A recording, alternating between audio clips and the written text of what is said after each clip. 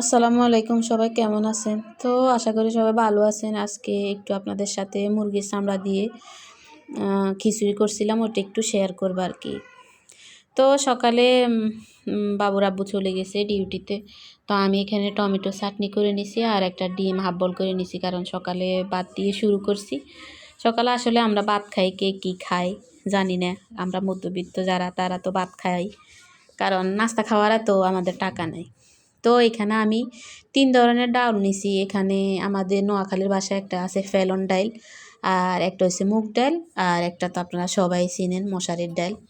তো তিনোটা মুগ ডাল আর ফেলন ডাল ওটা আমি ভেঙে তারপরে চুরে নিছি, কারণ আজকে রান্নাটা একটু লেট হয়ে গেছে।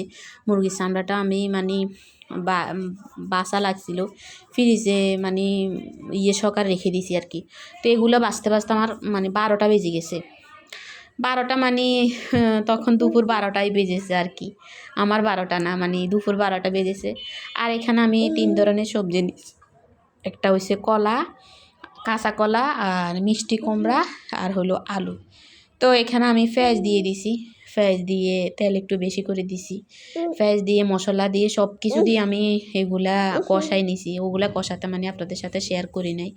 তো পরে আমি এখন ডাউলও দিয়ে দিছি, কারণ হচ্ছে কি তাড়াতাড়ি করতেছি, তো এর জন্য আমার সময় ওদিকে ভিডিও করতে পারতেছি না। তো এখানে পর আমি সবজি দিয়ে দিছি, সবজি দিয়ে এখন এগুলো আমি রান্না বসাই দিব আর কি।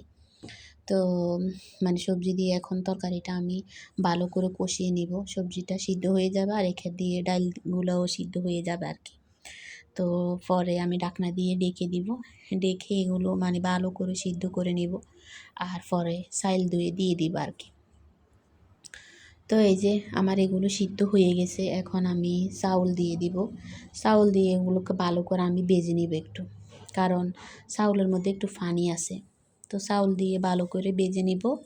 ভেজে নেওয়ার পরে আমি গরম পানি দিয়ে দিব আর কি। আসলে খাইতে মন চায় না কোনো কিছু, একটু ভাত তরকারি কেমন জানি লাগে।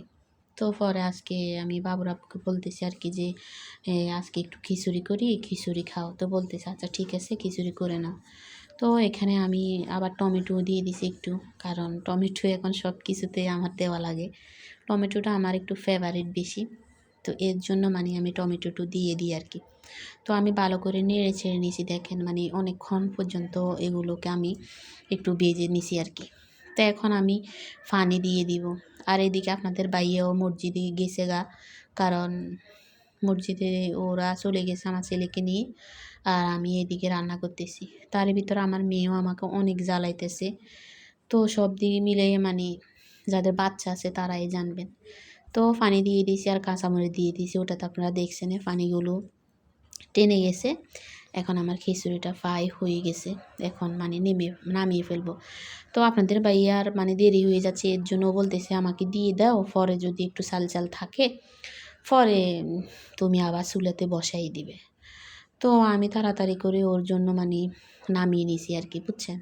তো নামিয়ে নেওয়ার পরে এখন দেখতেছি একটু চাল চাল খাওয়া গেছে, সমস্যা নেই, সব দিকে ঠিক আছে। যদি আরেকটু হয় তাহলে আরেকটু ভালো হয় আর কি। তো পরে আপনাদের ভাইয়া বলতেছে আমরা খাওয়ার পরে তুমি চুলাতে আবার বসাই দিও, বসাই দিলে এগুলো হয়ে যাবে। তো আমি কি করছি, আমি বসাই দিয়েছি। চুলাতে বসাই দেওয়ার পরে আমার মেয়ে কান্না করতেছে, ওর একটু ঘুম ফাড়াইতে গেছি, এদিকে আমার খিচুড়ি